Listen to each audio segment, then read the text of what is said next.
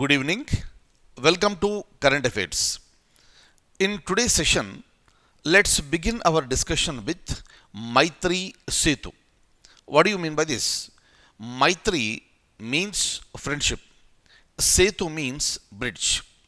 So, a bridge, Maitri Setu, has been constructed between two countries. What are these two countries? That is a probable question in any examination. And Maitri Setu bridge has been constructed between India and Bangladesh. Another important point, another possible question for the examination: across which river Maitri Setu has been constructed? Kindly remember, the name of the river is Feni River. And these type of gestures, these type of links between two countries will promote and will strengthen the bilateral relations. Kindly remember, so this is India and Bangladesh, and Maitri Setu, this has been inaugurated by the Honorable Prime Minister of India on March 9th, 2021. Right? So now I'll open the document and I'll show you some other points for today's current affairs. Recently, which of the following released Technology and Innovation Report of 2021? Important. Which of the following released Technology and Innovation Report of 2021? Is it UNCTAD, World Bank, IMF, or NDB? And the correct answer is option A, UNCTAD. So what is this? I am going to show you the points now. According to this particular report of 2021, India is the biggest overperformer in frontier technologies than the country's per capita GDP would suggest. And this is according to a recent Country Readiness Index of Technology and Innovation Report of 2021. So this is the information that has been given in this particular report.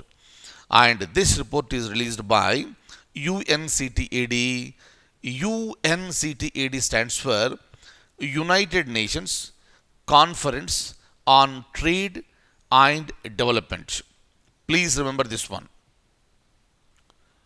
Next, I would like to show you some points regarding United Nations Conference on Trade and Development. In fact, it was established in the year 1964. GK question, please remember this. Why? To promote development, friendly integration of developing countries into the world economy. So this is the biggest aim, objective of this UNCTAD. And where is it located? This is a permanent intergovernmental body and the headquarters is located in Geneva. Very, very, very, very important one. Next, we'll be going ahead. Look at the next one. Important. How many members are present in the committee that appoints CBI director?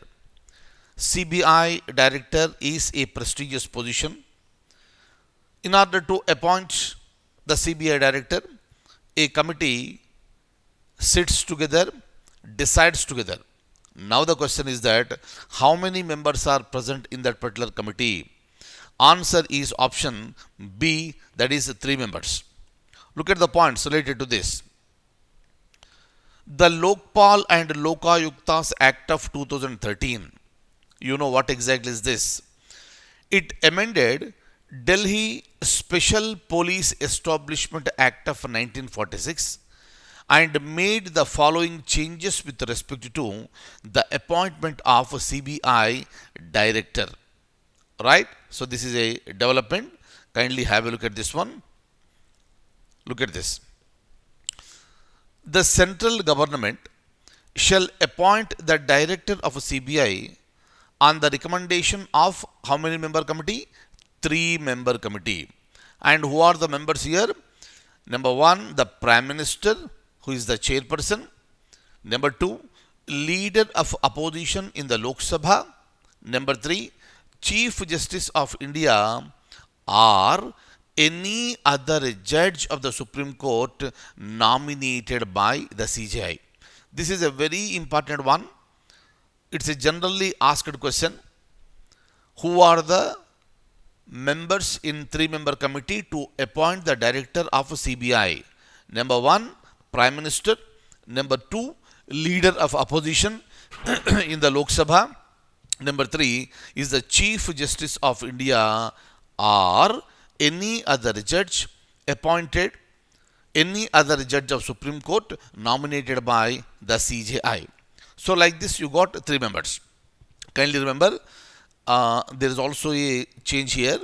In fact, nowadays it is becoming difficult to get the leader of opposition in the Lok Sabha. Hope you are aware of this. That is the reason why the leader of a single largest party, right, a single largest opposition party, the leader of a single largest opposition party can be appointed as a member in the absence of the leader of opposition in the Lok Sabha. Right? And all of you who followed my Indian polity classes, hope you understand this very clearly and easily. Right. Now look at this. Later, the Delhi Special Police Establishment Act 2014 made a change in the composition of the committee related to the appointment of the director of CBI. And according to this change, in case there is no recognized leader of opposition in the Lok Sabha, then the leader of a single largest opposition party in the Lok Sabha would be a member in the committee. Right? This was the change that was made in the year 2014. And rest of the things you already know. We have already discussed. CBI was set up in the year 1963. It was established through a resolution by Ministry of Home Affairs. Now, the CBI will fall under the administrative control of DOPT. You already know this. Department of Personnel and Training. And this department functions under the Ministry of Personnel, Public Grievances and Pensions. Please remember this one.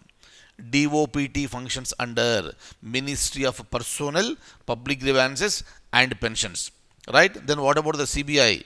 CBI functions under the Department of Personnel and Training, which in turn functions under Ministry of Personnel. Please remember, the Minister for Ministry of Personnel and Public Grievances and Pensions is the Prime Minister of India. Am I clear?